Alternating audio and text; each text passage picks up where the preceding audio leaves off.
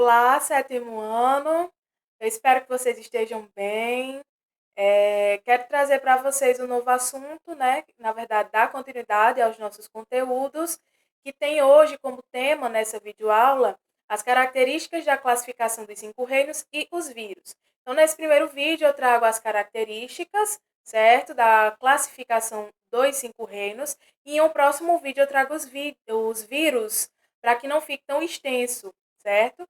Para vocês. Então, nós vimos na última aula que os seres vivos são classificados em cinco reinos: Monera, Fungi, Protista, Plantae e Animalia. Então, esses cinco reinos foi proposto por Whittaker, né? Lembrando que essa classificação em cinco reinos é a mais adotada nos livros, porém, há já uma nova classificação dos seres vivos em três domínios. Relembrando, domínio da bactéria, domínio árquea e domínio eucária.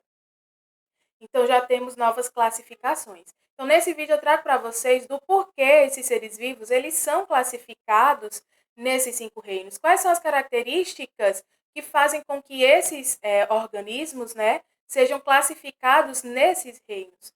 Então, peço para que qualquer dúvida que vocês tiverem sobre esse assunto ou qualquer outro, entre em contato comigo, que eu tentarei ajudar da melhor forma possível. Então, aqui eu trago um quadro, né, para vocês com os cinco reinos e as características que os agrupam nesses reinos. Temos o reino Monera, o reino Protista, Fungi, Plantae e Animalia. E eles aqui estão classificados de acordo com o seu número de célula, o tipo de célula, a energia, a forma de obtenção de energia através da alimentação e como eles são classificados no ecossistema, certo? Então, temos essas características como forma de classificação dos seres vivos. Então, as bactérias, elas fazem parte do reino Monera. E elas são seres, né? Esses seres vivos são considerados seres unicelulares. Isso porque são compostos por apenas uma célula. Ou seja, a própria célula é a bactéria. Esse tipo de célula é procarionte, né? Nós vimos nas últimas aulas sobre seres vivos que existem dois tipos de célula, procarionte e eucarionte. As procariontes não contêm núcleo e seu DNA é solto no citoplasma, e as eucariontes são células que possuem núcleo e seu DNA é interno, dentro desse núcleo. Nós vimos isso naquelas primeiras aulas de revisão. Além disso, as bactérias obtêm energia através de processos sozinhos, de processos próprios, ou dependendo de outros seres vivos. Como? As bactérias elas podem ser autótrofas, isso significa que elas produzem o seu próprio alimento através do raios de sol, por exemplo, através da fotossíntese, ou de elementos químicos, como a quimiossíntese, e elas são heterótrofas. Isso significa que algumas espécies de bactérias também vai precisar de outros seres vivos para se alimentar. Como sabemos, as bactérias elas são consideradas decompositores. Isso porque são elas que decompõem tudo aquilo que o planeta não necessita mais. Elas decompõem tanto plástico, decompõem seres humanos que já morreram, cadáveres, decompõem árvores também que já morreram.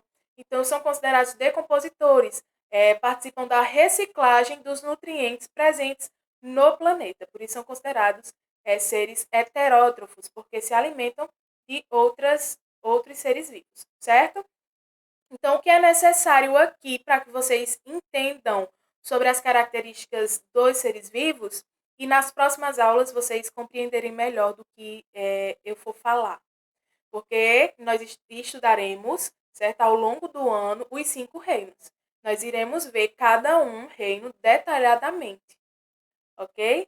Então, o que é importante vocês saberem entre essas características? A diferença entre seres uni e pluricelulares, a diferença entre seres autótrofos e heterótrofos, e a diferença entre as células eucariontes e procariontes.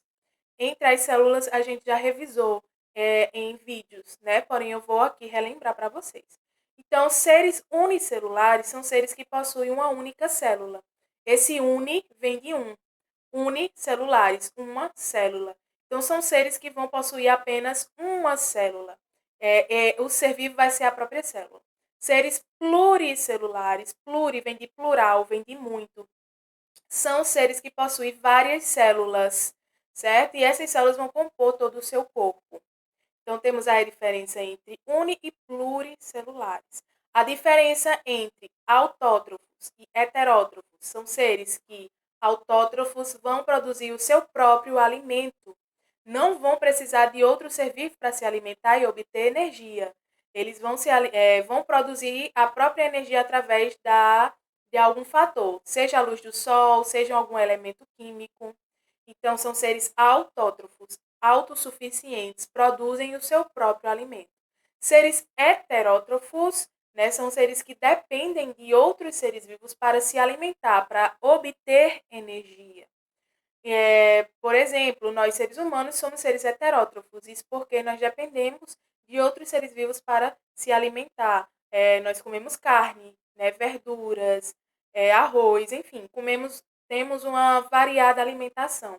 Porém, nós necessitamos de outros seres para poder se alimentar. Ok? A diferença entre procarionte e eucarionte. As procariontes são células que não possuem núcleo, que o seu DNA, seu material genético, ele é solto no citoplasma.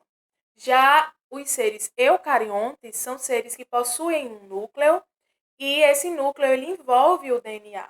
O DNA ele está dentro dele, certo? Temos aí a principal diferença e é importante vocês entenderem isso porque eu vou falar muito dessas denominações. Eu vou falar muito em seres uni e pluricelulares, em seres autótrofos e heterótrofos, em seres procariontes e eucariontes. E são essas características que classificam os seres vivos nesses 5 reinos. Então, nós temos aí na tabela o reino Monera, formado por bactérias, cianobactérias, são unicelulares, procariontes, auto ou heterótrofos, e são produtores, decompositores ou microconsumidores. O que seriam microconsumidores?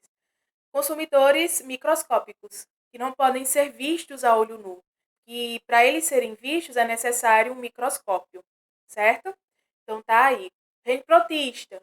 Como é a característica, né? Como são classificados? O reino protista, referente às algas e os protozoários, são seres que podem ser uni ou pluricelulares ou coloniais, dependendo da espécie, né? São seres que suas células são eucariontes, né?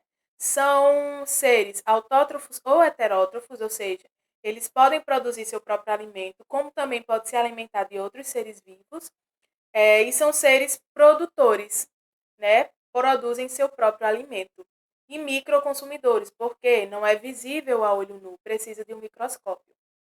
Reino fungi, cogumelos, bolores, leveduras, certo? São os fungos. E eles podem ser observados facilmente se você deixar por, digamos aí, uns 10 dias ou 15 dias seu pão, né, morfando dentro do armário.